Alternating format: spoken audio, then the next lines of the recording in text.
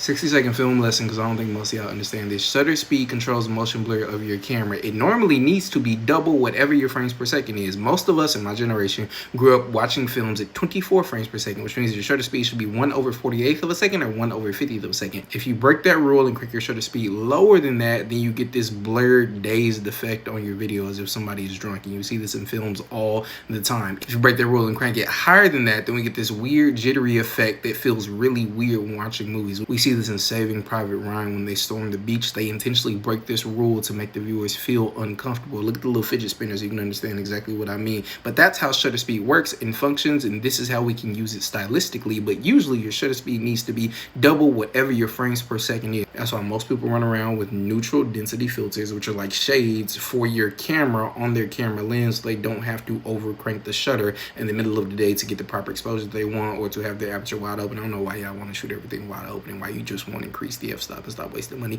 Anyway, that's how shutter speed works. Real bad advice.